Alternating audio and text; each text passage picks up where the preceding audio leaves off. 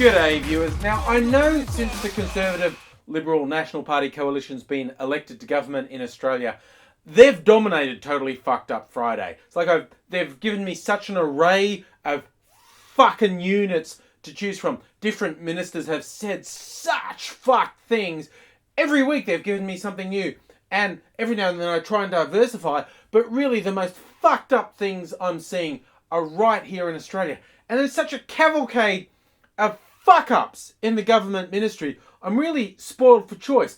But in all honesty, in the last week, the Prime Minister himself has outstripped everyone. He seems to be in a competition with himself to be the most fucked up person ever. Let me give you a few of the high points, or I guess I really mean low points.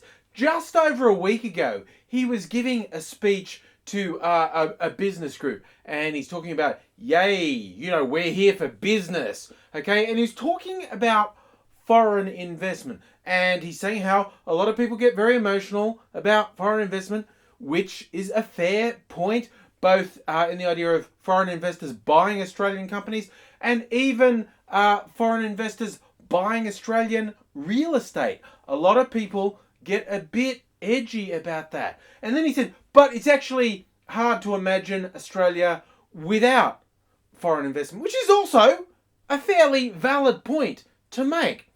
And then, out of the blue, he says the British colonisation of Australia, a little over 200 years ago, he goes, oh, that was a form of foreign investment. Because prior to the British arrival, it's like, oh, the country was unsettled. Or then he caught himself and went, oh, well, mostly unsettled. And in that one fell swoop, he's negated the 500,000 or so people who were living here in hundreds of nations with hundreds of languages and had been here for 50,000 plus years. And there are two really weird things about him saying that. First, it wasn't the fucking topic of conversation. Nobody said, hey, Tony, what about the fucking darkies? They're kind of useless, aren't they? And given the environment with these business people, that's the sort of situation where I could actually imagine someone saying something like that, but nobody did. British colonisation of Australia was not the topic, and he just fucking went there for no reason. And second, he fucking knows that's not true. He knows about Indigenous culture. He's spent time in Indigenous communities. So for him just wantonly going, they don't exist, I'm just negating 50,000 years of history, he's saying something he knows to be untrue just because with his ideology it fits.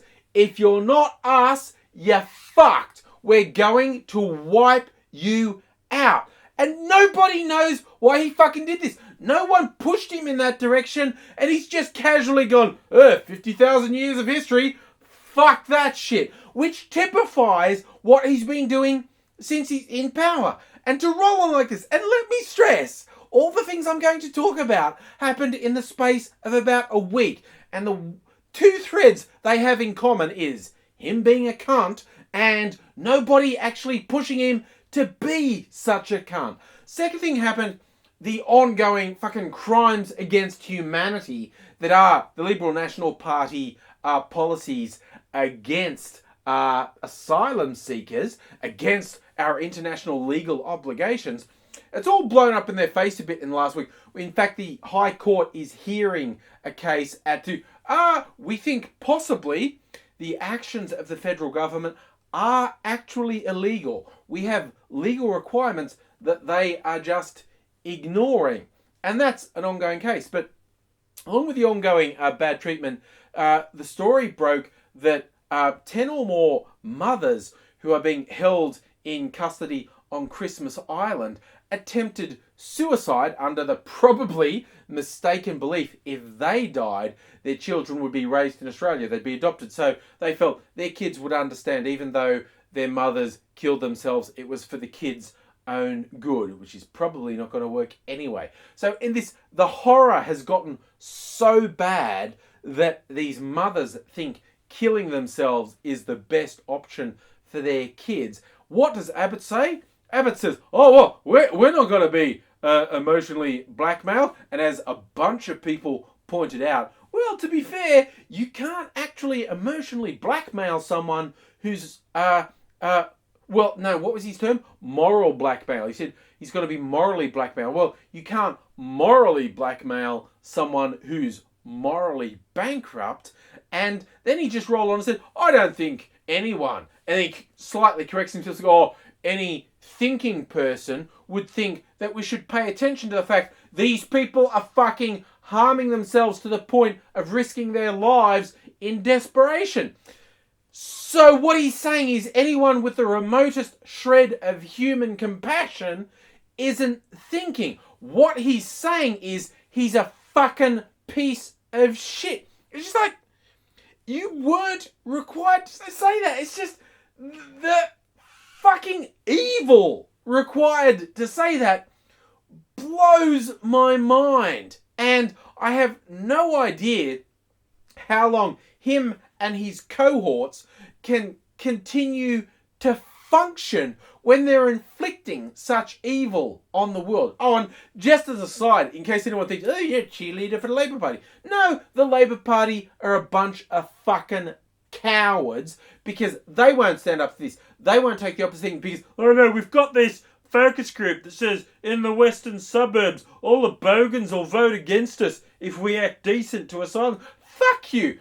The Labour Party are fucking cowards and the Liberal Party are just fucking evil on this content and they're pandering to the lowest common denominator. And Australia's going to sink into the moral filth right up until someone's willing to stand up and say this shit is not something that is acceptable. And at the moment, it looks like it might be our High Court that's going to do it.